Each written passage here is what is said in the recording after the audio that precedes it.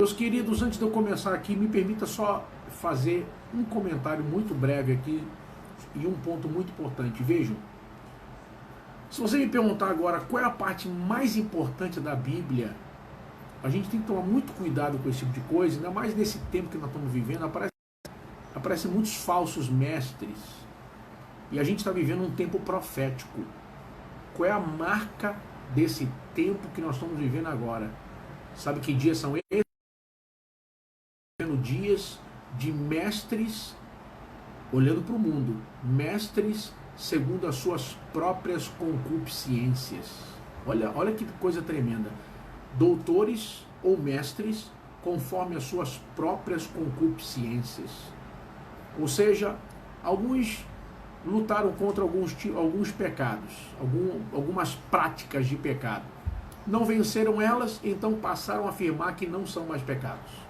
E aí, a partir daí, começaram a desafiar pessoas, a interpretar a bel prazer textos bíblicos, etc.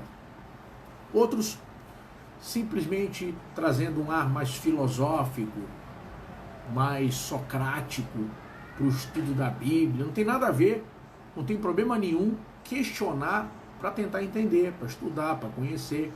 Agora, o problema é quando o questionamento é meramente uma forma de poder enganar outras pessoas, trazendo o seu ponto pessoal de vista.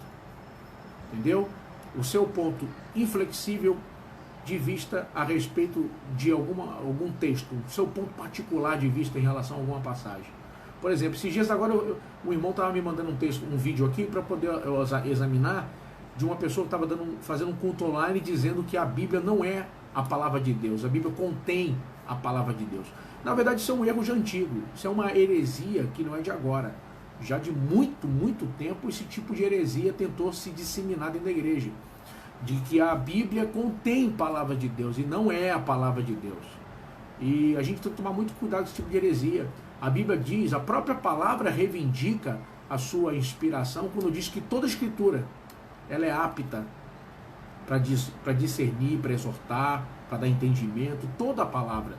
Então, irmão, tenham muito cuidado nesse tempo, principalmente agora de quarentena, que as pessoas começam a ver muitos vídeos, muitos cultos online, e a gente começa sem querer acabar sendo iludido com heresias. Irmão, fica no que você está aprendendo, fica na palavra, fica firme no conhecimento bíblico, conhecimento com edificação, conhecimento com maturidade, conhecimento com construção de caráter, sabe? Conhecimento com vida. Aí quando eles querem enganar você, por exemplo, sabe o que eles vão dizer? Não, é porque, por exemplo, gente igual eu, pastor William, não, isso aí é letra, isso aí é engessado. Aí fala mal da minha denominação, diz que eu sou da Assembleia de Deus, então eu sou engessado, isso e aquilo, que não tem revelação, que é só letra. Tudo isso é uma forma de enganar pessoas, de ludibriar pessoas. Não caiam nesse tipo de engano. Irmão, Paulo diz que ainda que um anjo, imagina um anjo aparecer e trouxesse outro evangelho, seja maldito, seja anátema. Tudo tem que ter respaldo bíblico, tem que ter respaldo da palavra. Só para vocês terem uma ideia, se a gente anulasse o Antigo Testamento, a gente perderia muito sobre o Apocalipse. Só para você ter uma ideia, se quiser anotar, anote essa informação. A Bíblia tem 1845 alusões à volta de Cristo. A Bíblia registra 1845 vezes alusões à volta de Cristo. 318 estão no Novo Testamento. 1527 estão no Antigo. Ou seja, mesmo antes de Jesus vir e nascer e morrer na cruz, etc., como homem, a Bíblia já falava no Antigo Testamento 1527 vezes sobre a volta de Jesus. Então, isso é muito importante para tomar muito cuidado. Toda escritura é importante, toda escritura tem o seu valor necessário, toda escritura é fundamental para o nosso crescimento e edificação. Por exemplo, você, para entender algumas partes do Apocalipse, por exemplo, você pega lá quando a Bíblia fala de Balaão, você vai achar isso aonde? Está no livro de Números. Quer dizer, você não consegue entender uma parte do Apocalipse sem ler Números. Então quando a Bíblia fala, por exemplo, que quem vencer vai comer da árvore da vida, está onde isso? Está no Gênesis. Você não consegue entender aquela passagem se você não lê Gênesis. Então a Bíblia, ela se completa, a Bíblia toda é importante, a Bíblia toda é a palavra de Deus. Então, meu conselho a você, sabe qual é? Vou lhe dar um conselho aqui muito importante. Estude a Bíblia. Vou dar um conselho para você. Você sabe que se você ler, por exemplo, se você ler a Bíblia durante meia hora por dia, meia hora, você vai ler aí uns 5, 6 capítulos da Bíblia. Irmão, em 6 meses você leu a Bíblia toda. Em 1 ano você já leu a Bíblia 2 vezes. Então, meu conselho a você, que é um conselho, estude a Bíblia lendo ela toda, de Gênesis a Apocalipse. Se você for novo convertido, eu lhe aconselho a ler todo o Novo Testamento. Começa, pega o Novo Testamento, lê ele todo, de Mateus até Apocalipse. Tem caneta, papel, hoje tem internet, você pode ver outras versões, pode estar lendo aqui a Bíblia, por exemplo, na Almeida, tem a NVI, para comparar texto, para ficar mais fácil de compreender uma passagem. Então, meu conselho é ler, se você é novo convertido, lê todo o Novo Testamento. E depois começa do Antigo. Como? Irmão, a Bíblia não é um livro de sorte. Você pegar a Bíblia, deixa eu ler aqui, fala comigo, Senhor, vou abrir. Não. Pegar Gênesis 1 e ir até Apocalipse 22. E ir marcando, e anotando. Aí alguém vai falar, mas eu vou ficar com muitas dúvidas. É isso mesmo. Só tem dúvida quem estuda. Só tem dúvida quem aprende. A irmã Edna colocou aqui, o pastor William, não consigo encontrar os vídeos 4 e 5 do estudo do Apocalipse. Tá tudo lá, é só clicar que a tela desce e continua os estudos, tá bom? Só clicar e a tela desce, tá bom? Só clicar lá e continua para baixo os estudos. Mas mesmo assim, se for o caso, eu posto aqui depois o vídeo 4 e 5 para a irmã. Me dá só um oi no privado lá, uma mensagem que eu mando para a irmã, tá bom? Se a irmã não achar lá. Depois me confirma se achou, tá bom? Então, entenderam o que eu estou dizendo para vocês? Então, irmão, ouça meu conselho, estude a Bíblia toda, leia a Bíblia toda, sabe? A gente, antigamente, tinha um negócio que não era certo, mas ajudava a gente muito a memorizar a passagem bíblica. Lembra da caixinha de promessa? Todo mundo aqui deve lembrar, né? Caixinha de promessa. Só tinha bênção, só promessa. Não tinha exortação, só promessa. Mas ali você pegava aquela frase bíblica e você ia guardando o texto bíblico. Isso era muito legal. As pessoas perderam o hábito da caixinha de promessa. Mas compensação, não lê a Bíblia toda. Então o meu conselho, se você é novo convertido, repito, leia todo o Novo Testamento. E depois, acabando, comece do Antigo, do Gênesis 1. Se você não é novo convertido, eu aconselho você a ler a Bíblia toda de Gênesis a Apocalipse, começando o capítulo 1. Se você ler 10 capítulos por dia, 10 capítulos por dia, você vai gastar menos de meia hora para isso. Meia hora, irmão. Menos de meia hora. Em 1 ano você terá lido a Bíblia 2 vezes, toda ela 2 vezes, de capa a capa, todos os 66 livros da Bíblia, 39 do Antigo, 27 do Novo, todos os 1189 capítulos da Bíblia e 31.173 versículos da Bíblia, toda a Bíblia, você terá feito isso. Eu garanto que vai ser a melhor viagem, a melhor experiência, a melhor cultura, a melhor edificação que você já teve na sua história. Então, fica meu conselho para vocês estudarem melhor a Bíblia, tá? Depois que você começar a ter o hábito de fazer isso sempre, aí você pode começar a ler a Bíblia toda por temas. Por exemplo, vou ler a Bíblia de Gênesis a Apocalipse procurando o tema santificação. Aí tudo que for santificação eu vou sublinhar, vou pesquisar. Aí é legal. Mas eu aconselho fazer isso num segundo momento. Primeiro lê ela toda, tem essa experiência e depois começa a fazer dessa forma, se você achar legal, se você achar interessante aqui. A irmã Rosângela colocou que bênção, está... Isso, bem-vinda, irmã Rosângela. Vamos lá, Mateus capítulo de número 24. Mateus 24. Diz assim a palavra de Deus a partir do versículo 1. Olha só. E quando Jesus ia saindo do templo, aproximaram-se dele os seus discípulos para lhe mostrarem a estrutura do templo. Jesus, porém, lhe disse: não vedes tudo isto?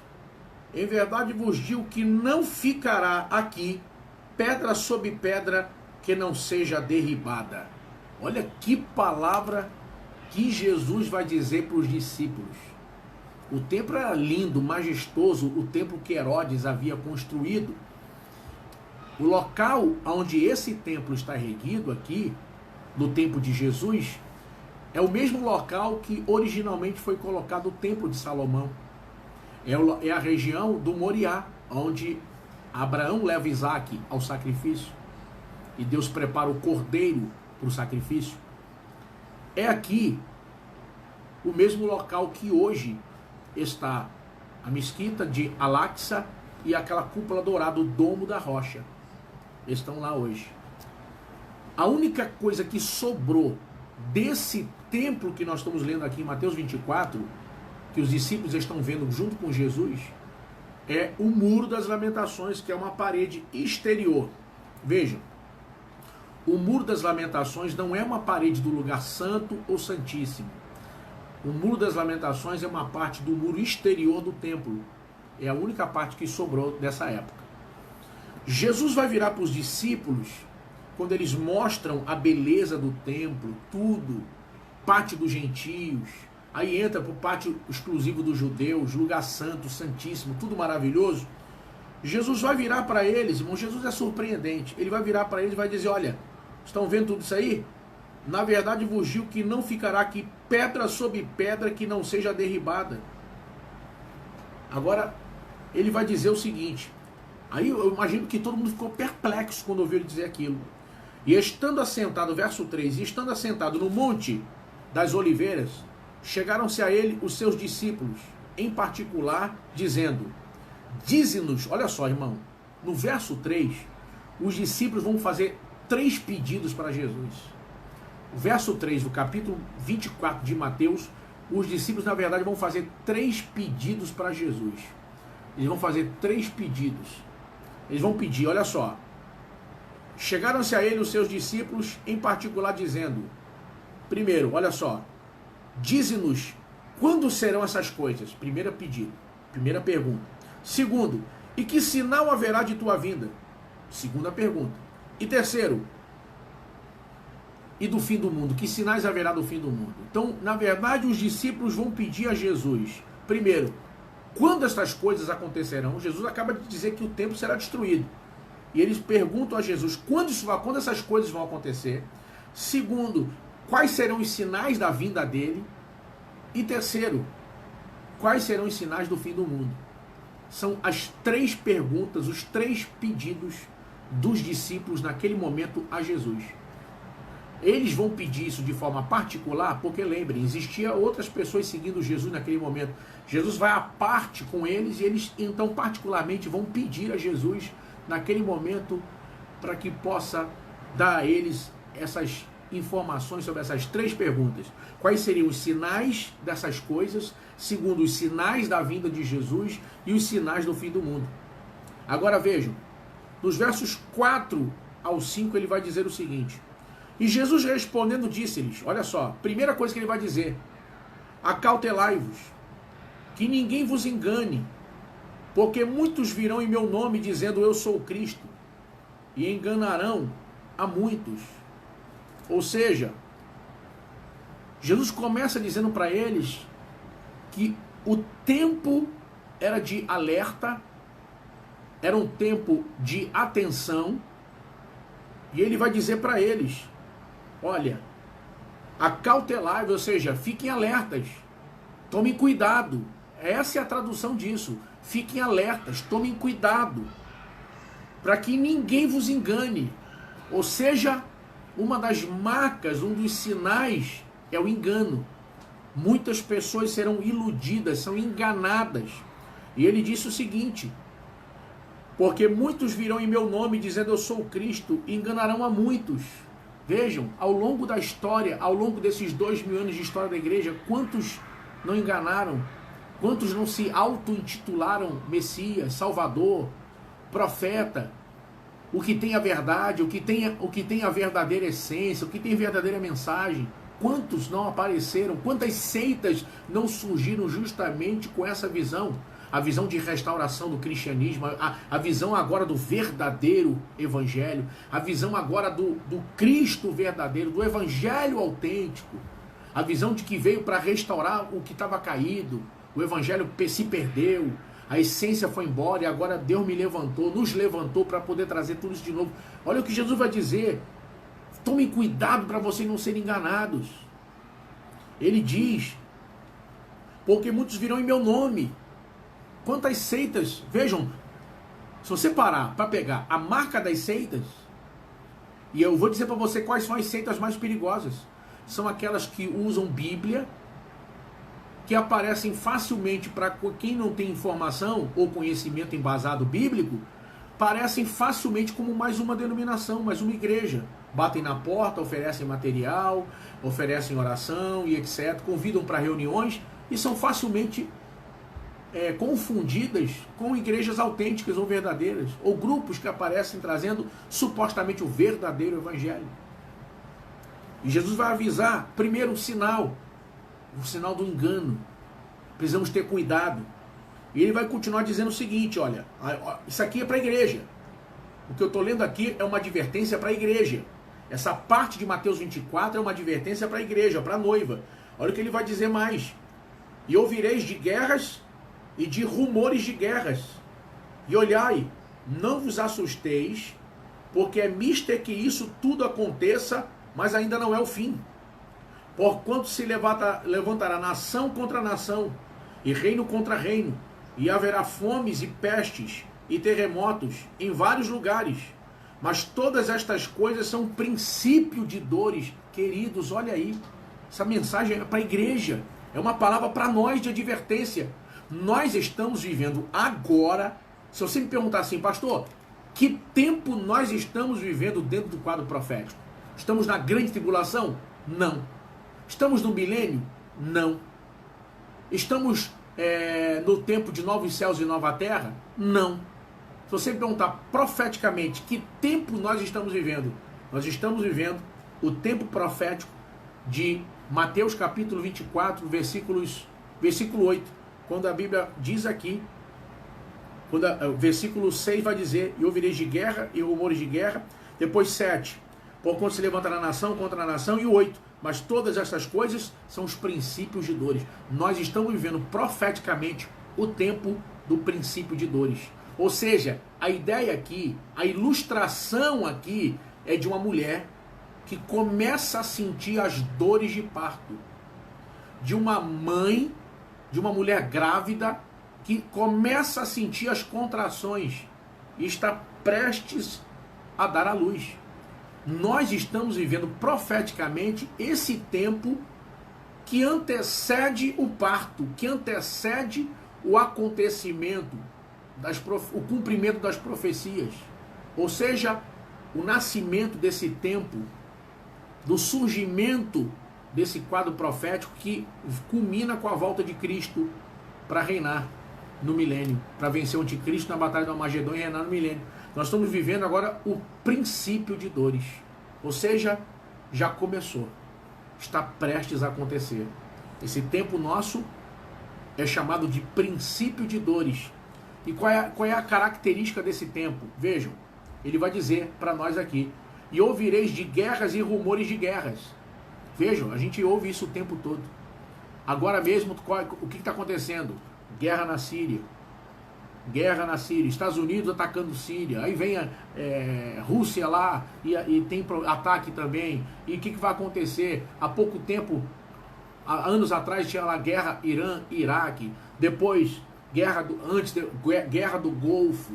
E vai guerra, e daqui a pouco tá tudo bem, vai problema lá na Rússia com seu vizinho, aí daqui a pouco mais rumor de guerra, aí vem Coreia do Norte, será que agora vai ter a bomba? Será que os Estados Unidos vai atacar a Coreia do Norte?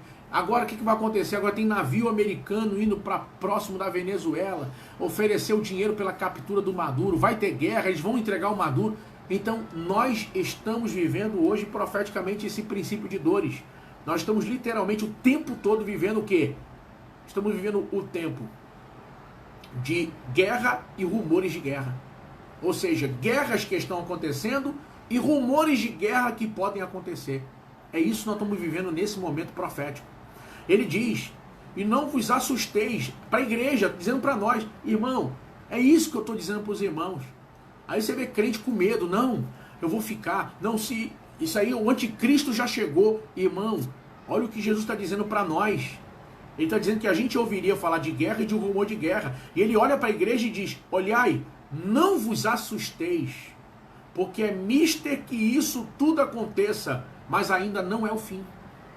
Você está entendendo, irmão? Igreja, nós não devemos ter medo dessas coisas que estão acontecendo, porque isso é cumprimento das profecias, estão acontecendo, vão acontecer, mas não é o fim. Olha o que ele diz mais: porquanto se levantará nação contra nação, e reino contra reino. Nós vimos isso. Século XX foi o ano da Primeira Guerra Mundial. Foi o ano da Segunda Grande Guerra Mundial. As profecias todas se cumprindo. E a Bíblia diz mais: e haverá fomes e pestes. Olha o que está acontecendo, a gente está vendo agora o coronavírus. Ah, foi Deus que mandou? Eu não estou dizendo isso, mas é um cumprimento da profecia. Vejam, 1918 teve a peste bubônica, não foi isso? Peste bubônica. Foi isso mesmo? A gripe espanhola, perdão. Foi isso? Gripe espanhola. Matou aí milhões de pessoas. 2 séculos passados teve a peste bubônica, que matou, acredita-se, quem sabe até quase 200 milhões de pessoas. Olha só. Então, na verdade, se a gente olhar o que está acontecendo agora isoladamente, ai meu Deus, é o pior. Não, não é o pior. Teve a gripe espanhola, peste bubônica antes, e coisas terríveis que aconteceram. Terríveis, pestes terríveis que mataram milhões de pessoas na Europa. Terríveis, terríveis. O que está acontecendo agora, o que está acontecendo nesse momento, veja, a gente viu agora, há pouco tempo, o Ebola. Agora estamos aí, gripe suína, H1N1, agora coronavírus. A Bíblia fala aqui, pestes, no plural. Então, o que nós estamos vendo agora, vejam, fomes e pestes. Não é exatamente o que está acontecendo? E depois diz, e terremotos. Cada século tem mais terremoto que o século anterior. Só para você ter uma ideia, o século XX, que terminou 20 anos atrás, foi o século que mais teve terremoto na história da humanidade. Ou seja, tudo está acontecendo. Tudo está acontecendo. Irmão André falando, na segunda guerra, a quebra da Bolsa Mundial. Foi também. Teve a quebra da Bolsa. Agora vejam, olha só. Ele diz mais. Terremotos em vários lugares. Irmão, tudo se cumprindo. Mas ele diz, mas todas estas coisas são o princípio das dores. Ou seja, o que nós estamos vivendo agora não chegou ainda. Ou seja, a ilustração é essa, a mãe não deu à luz o filho ainda. É o princípio das dores. Ou seja, estamos vivendo profeticamente o tempo do princípio das dores. E a marca desse tempo é, cuidado, muitos serão enganados por falsas religiões, falsos evangelhos, falsos cristos. A marca desse tempo é que muitos verão, a humanidade verá guerras e rumores de guerra, fomes, pestes, terremotos em vários lugares. Tudo isso está acontecendo. Nação contra nação, reino contra reino, tudo isso já tem se cumprido. Tudo isso tem se cumprido. A irmã Vanilda está botando, pastor, estão prevendo um terremoto para o Brasil mês de maio. Irmã, esse tipo de coisa já não é especulação. Por quê? Você não tem como prever, um terremoto vai acontecer agora aqui. O Brasil não é um país que esteja dentro de falhas geológicas, de placas tectônicas. Por isso que a gente, na verdade, eu não sei se vocês sabem, mas muitos terremotos acontecem sempre no Brasil. Mas a gente não tem efeitos grandes porque o Brasil não está dentro de áreas de falhas em placas tectônicas. Tá? Então, um pouco disso é especulação. Agora, a irmã André colocou aqui, ó, essa mulher para dar luz é a mesma que diz em Apocalipse? Não, uma coisa não tem nada a ver com a outra. A mulher que aparece dando a luz em Apocalipse 12 é Israel. Ali é o resumo da história de Israel. Aqui, na profecia, ele não usa basicamente uma mulher, ele usa uma situação de uma mulher com dores de parto. Entendeu? Não é a mesma coisa. Em Apocalipse capítulo 12, a mulher vestida de sol sobre a lua que gera o Messias, Israel. Aqui ele usa a situação e não a mulher em si, a situação de uma mulher que vai dar à luz. Estamos vivendo o início das dores, ou seja, começou. Quais são os sintomas dessa gestação que chegou a hora de ter o neném? Guerras, rumores de guerras, fome, peste, terremotos em vários lugares, nação contra nação, reino contra reino, ou seja, tudo, e querido, olha bem, tudo isso já está acontecendo. Essa parte toda já se cumpriu. Olha o que ele diz mais. Mateus 24 é um capítulo incrível. Olha o que ele diz mais aqui. Versículo 9. Olha o que ele diz. Então vos... Isso aqui está falando com a igreja. Irmão, essa parte aqui é para a igreja. Olha o que ele está dizendo para nós. Então vos hão de entregar para seres atormentados e matar-vos-ão, e sereis odiados de todas as gentes por causa do meu nome. Nesse tempo muitos serão escandalizados e trair-se-ão uns aos outros, e uns aos outros se aborrecerão. E surgirão muitos falsos profetas que enganarão a muitos. E por se multiplicar a iniquidade, o amor de muitos esfriará. Mas aquele que perseverar até o fim será salvo. Olha o que a gente leu aqui, irmão, até o verso de número 13. A irmã Andréa colocou muito bem, pastor.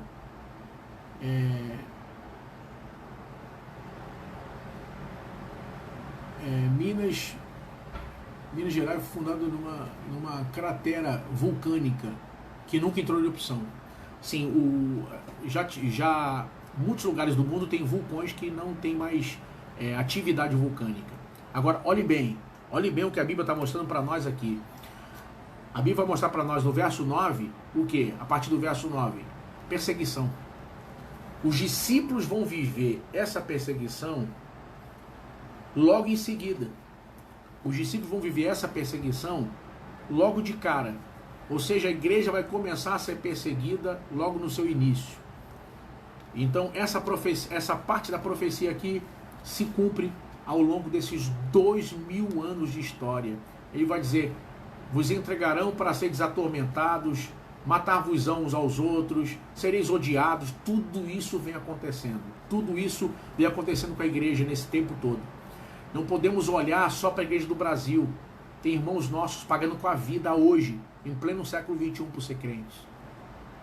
Pessoas que vivem em países como a China, que agora está destruindo templos, que proibiu durante essa quarentena cultos online, que não aceita pessoas nem sequer assistir um culto online. Temos visto isso. Isso na China. Coreia do Norte aí é pior ainda. Olha o que vai acontecer. Ele diz aqui para nós: nesse tempo muitos serão escandalizados, trair-se uns aos outros, e uns aos outros se aborrecerão. Surgirão muitos falsos profetas e enganarão a muitos. Vejam, tudo isso se cumpriu e está se cumprindo o tempo inteiro. E a Bíblia diz: e por se multiplicar a iniquidade, o amor de muitos esfriará. Olha só, tem duas coisas aqui que são sumamente importantes. Primeira, ele marca esse tempo antes do arrebatamento como um tempo onde a iniquidade se multiplica e há um esfriamento do amor. Lembra que a última igreja das 7 igrejas da Ásia que simbolizam esse tempo que nós estamos vivendo é qual? Laodiceia. A igreja morna, ou seja, quente que está esfriando, morna. Ele diz aqui ele vai explicar de onde vem essa mornidão, justamente da prática da iniquidade, o pecado. Pecado dentro da vida cristã. Uma pessoa cristã vivendo na prática do erro. E aí a Bíblia diz o quê? Que por se multiplicar a iniquidade, o amor de muitos esfriará. Agora tem uma coisa que você precisa entender. Eu já vi gente pegar essa passagem aqui para justificar o seu erro, ou o seu estado caído. Eu tô fraco assim, mas está na Bíblia, né? Por se multiplicar a iniquidade, o amor de muitos esfriará. Vejam, aqui, Olha bem, aqui a Bíblia não diz que o amor de todos esfriará. A Bíblia diz, por se multiplicar a iniquidade, o amor de muitos esfriará. Ou seja, o amor de muitos pode esfriar, o teu não pode. O teu não pode. Tudo que nós estamos vendo aqui não pode esfriar a gente. Gente traindo, gente negando a fé, gente pecando, gente dando mau testemunho, guerras, rumores de guerra, pestes, terremotos, tudo isso está acontecendo agora enquanto a gente está aqui. Mas ele vira para nós e diz o quê? Por se multiplicar a iniquidade, o amor de muitos esfriará. Irmão, o de muitos, não é o de todos. Significa que de muitos pode esfriar, mas Deus está dizendo, você não pode esfriar. Você não pode esfriar. O teu amor não pode morrer. O teu amor não pode simplesmente morrer. Escuta a voz de Deus aqui essa noite para você. Essa noite é a noite do teu amor na tua vida ser renovado. Ser renovado. Sabe, o alegrei-me quando me disseram vamos à casa do Senhor, ser renovado na tua vida. Aquela lágrima de quebrantamento, de alegria na alma, de regozijo, quando pega o pão e o cálice da Santa Ceia e dizer, meu Deus, que alegria poder participar da ceia do Senhor. Sabe, de poder ver alguém batizar nas águas e poder se emocionar, dizer, poxa, que alegria, que momento agradável, sabe? Compromisso, aliança, satisfação, santidade. O teu amor não pode esfriar. E ele vai dizer mais aqui, olha só, ele mostra uma característica desse tempo, que é o quê? O amor esfriando provocado pela iniquidade de muitas pessoas. Mas ele vai dizer para nós o quê? Mas aquele que perseverar até o fim será salvo. Aquele que perseverar até o fim será salvo. Irmão, a ordem de Deus para mim e para você é o quê? Fica firme. Pastor, mas me decepcionaram. Fica firme. Persevera. Irmão, eu vi tanta coisa. Continua. Fica firme. Continua. Persevera. Ah, eu estou sem força. Persevera. Eu acho que não vai dar. Continua. A Bíblia diz que Deus é aquele que dá vigor ao que não tem mais força nem vigor algum. Então, eu quero declarar sobre a tua vida, debaixo da autoridade da palavra. Irmão, guarda o que eu vou lhe dizer. Nós fomos chamados para correr. Lá em Hebreus capítulo 12, a Bíblia diz o quê? Correis. A Bíblia mostra a gente correndo. Correis de tal maneira que alcanceis. A Bíblia vai mostrar em Hebreus capítulo 12 a gente o quê? A Bíblia diz, corramos com paciência a carreira que nos está proposta. Veja, você não foi chamado para ser o Bolt. Lembra do Bolt? Tá. Apontava o dedo lá. Pá. Lembra do Bolt? O cara ia lá e quando pá, o cara disparava, irmão, mais rápido do mundo. Agora tu viu o Bolt correndo daquele jeito, né? Irmão, põe o Bolt para correr uma São Silvestre. Eu te garanto que com menos de 10 minutos o Bolt já começa a ficar para trás, para trás, para trás e daqui a pouco, irmão, ele para. Sabe por quê? O Bolt é um corredor de explosão. É um corredor de curta distância. Ele corre 100 metros. Ele corre 400 metros. Agora, ele não vai correr 20 quilômetros, 30 quilômetros. Quando chega a São Silvestre, por exemplo, você vê no aeroporto de São Paulo descer aqueles caras do Quênia, magrinho. Você fica assim, rapaz, esse cara não está nem comendo. Mas quando aqueles caras começam a correr? 10 minutos, 40 minutos, 1 hora, 20 quilômetros, 30 quilômetros, o cara, e quando chega no fim, ele dispara. Pá! Irmão, e vai embora. Por quê? Eles são corredores de longa distância. Eles não são corredores de curta distância. Corredor de curta distância é musculoso, é forte, tem aparência. Corredor de longa distância, ele não vence pela aparência, ele vence pela perseverança. O teu valor não está no tamanho da tua força. O teu valor está na perseverança. Você foi chamado para a corrida de longa distância. A tua vida não é um 100 metros raso. A tua vida é uma maratona. A Bíblia diz, corramos com paciência. O teu desafio é correr e não parar. É corrida. Lembra daquela corrida? Vocês vão lembrar aqui, eu não lembro o nome dele. Aquele corredor brasileiro que estava na frente na corrida. De repente um maluco agarrou ele e acabou que ele não chegou em primeiro por causa daquele doido que agarrou ele. Você deve lembrar disso, eu não lembro o nome dele agora. O que aconteceu? Irmão, fala pra mim, algum de vocês aí sabe o nome do corredor que ganhou aquela corrida? Ninguém lembra. Agora, esse corredor brasileiro, todo mundo conhece, todo mundo lembra disso. Por quê? Ele deixou de ser só um corredor, ele virou um símbolo. Ele foi agarrado, ele foi detido, ele foi empurrado, ele perdeu a posição, mas ele continuou. Ele persistiu e foi até o final. Mesmo sem ser o primeiro, ele foi até o final. Quer dizer, o outro chegou na frente, mas quem ganhou a corrida foi ele. Irmão, continua. Vai acontecer coisas na tua caminhada que você vai dizer, Deus, depois dessa acabou. Eu não tenho mais nada, eu não tenho mais força. E Deus está dizendo, aquele que perseverar até o fim será salvo. Continua, querido. Avança, querido. Você não pode parar. Essa mensagem, essa parte de Mateus 24 aqui é uma mensagem para a igreja. Nós estamos vendo terremotos, nós estamos vendo pestes, nós estamos vendo acontecer no mundo guerras e rumor de guerra. Nós já vimos nação contra nação quando aconteceu a Primeira Guerra Mundial e a Segunda Guerra Mundial. Nós estamos vendo falsos profetas se levantando, falsos mestres. Está tudo se cumprindo. Nós estamos vendo aqui falsos cristos, falsas religiões se autodefinindo como o caminho da salvação, o verdadeiro evangelho. Tudo está se cumprindo. Está aqui na palavra, tudo está se cumprindo. Tudo que eu acabei de ler aqui está se cumprindo, se cumpriu na íntegra. Nós estamos vivendo o princípio de dores. O amor de muitos já tem esfriado. Muita gente já não tem mais aquele fervor, aquela alegria, já não tem mais aquele brilho nos olhos quando fala de ganhar almas para Jesus. Quem sabe gente que está me vendo aí agora, que chorava quando falava em almas, que se emocionava quando falava em obra missionária, missões, janela 10x40. Gente que está me vendo aí agora, irmão, que quando falava Santa Ceia, pegar o pão e o cálice, caía de joelho em lágrimas. Obrigado, Senhor. E agora, está vivendo morno. Está esfriando. Agora vai na igreja o dia que quer. Gente que está me vendo aí agora, que nunca deixaria um culto, sabe? Um culto de Santa Ceia.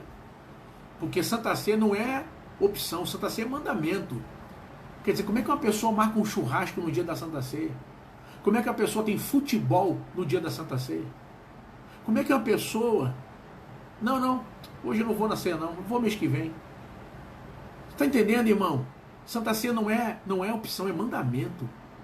Como é que eu posso dizer para meus parentes que eu quero ganhar para Jesus, que Ele é o primeiro na minha vida, se eles me veem no dia da ceia do Senhor, que seria algo para mim importantíssimo, me ver marcar futebol, vou ver corrida de Fórmula 1, vou fazer churrasco, vou no futebol com os amigos. Qual a moral? Qual o testemunho que eu estou dando para poder virar para eles e dizer, Deus é o primeiro na minha vida? Eles estão vendo que na prática isso é mentira. Mas Deus te colocou para ver esse vídeo aí, porque é o tempo de acordar, é o tempo de despertar, é o tempo de você olhar para o alto, porque o rei está voltando. E a igreja que vai subir é aquela que está escrito aqui. Está aqui no versículo de número 13. Mas aquele que perseverar até o fim será salvo. Meus amados, eu oro nessa noite que você não pare no meio da corrida, que você não desista no meio da corrida, que você não seja enganado. Tem um obreiro que serviu no ministério de Paulo, que o nome dele era Demas. Paulo vai dizer uma coisa muito tremenda sobre Demas. Demas vai aparecer 3 vezes nas epístolas de Paulo. Em uma, Paulo vai chamar Demas de meu cooperador. Demas está bem, está firme, está trabalhando para Jesus. Na outra, Paulo é econômico, ele elogia outros, mas não elogia Demas, só diz assim, Demas, as coisas já não estão bem, É o aviso, é o alerta. Às vezes Deus avisa a gente não só quando Ele fala, mas quando Ele deixa de falar. Às vezes o silêncio. Quem aqui não lembra quando era criança? Quando tua mãe se fazia um troço errado na frente dos outros e ela só olhava para você. Quer dizer, a gente recebe o aviso não é só quando Deus fala. Às vezes o silêncio de Deus é um alerta. E por fim Deus vai dizer, Paulo vai escrever, vai dizer: Demas me desamparou, amando o presente século. Demas me desamparou, amando o presente século. Quando Paulo diz me desamparou, é a ideia de alguém que está carregando um peso e o outro está ajudando a carregar o peso. Imagina você descendo a escada da tua casa para fazer uma mudança e carregando a geladeira. De repente quem está embaixo segurando a geladeira falou assim: calma aí. Largou a geladeira no chão e falou: não vou poder continuar. Vai você sozinho e vai embora.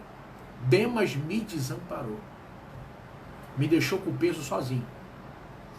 E qual é a razão disso? A Bíblia diz: amando o presente século. Há quem acredite que Demas se envolveu com mulheres. É uma linha de interpretação. E assim caiu. Mas Paulo evita falar mal de Demas.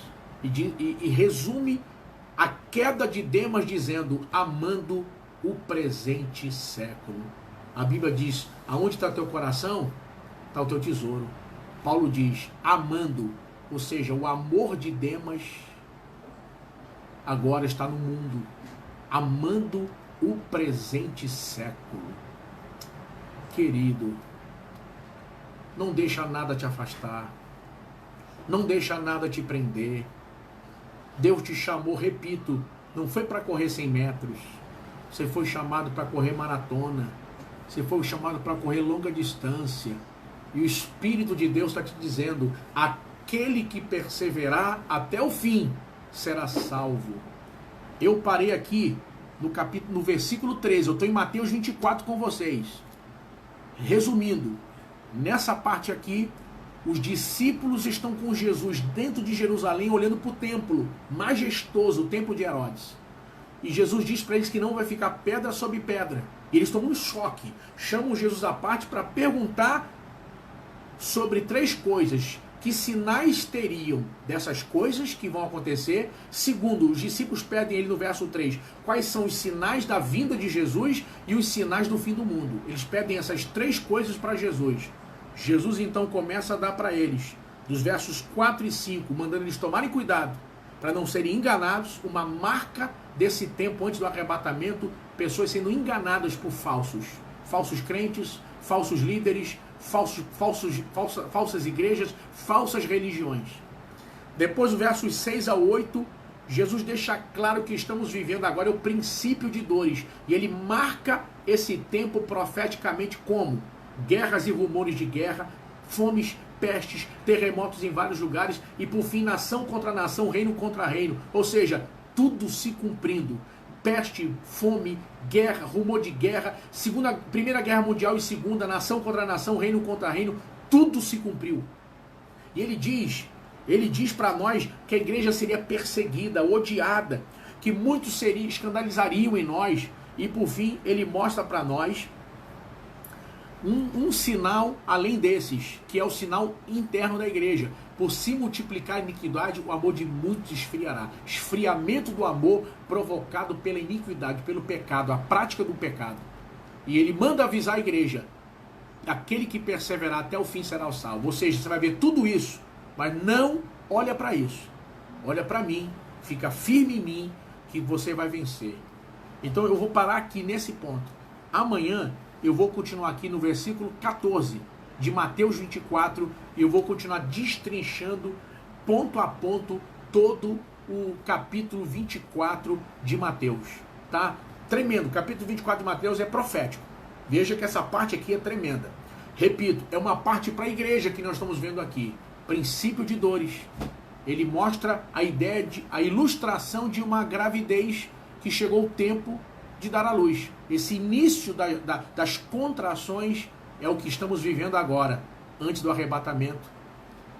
e antes de tudo que vai acontecer na terra. Amanhã eu estarei aqui com vocês e vou ministrar do versículo 14 e vamos andar mais dentro do capítulo 24 de Mateus. Eu estou dando a vocês a oportunidade de conhecer outras passagens da Bíblia que vão trazendo para nós muitas revelações. Então, se você está gostando aqui, depois lá no YouTube, esse vídeo vai estar lá no YouTube, você vai poder assistir lá no YouTube, dá o like lá, curte lá, espalha isso, se inscreve no nosso canal no YouTube para poder a gente continuar fazendo esse trabalho aqui. Eu oro de verdade, irmãos, eu oro de todo o meu coração que você não se perca, que eu e você estejamos naquele dia subindo quando a trombeta soar. Deus abençoe vocês. Creio que estou falando com a geração do arrebatamento. Eu estou falando agora, olho no olho, com a geração que está vendo essas coisas e vai um dia entrar no céu pelas portas. Que Deus abençoe você e a sua casa e que haja salvação na sua família, em nome de Jesus. Até amanhã às 9 da noite.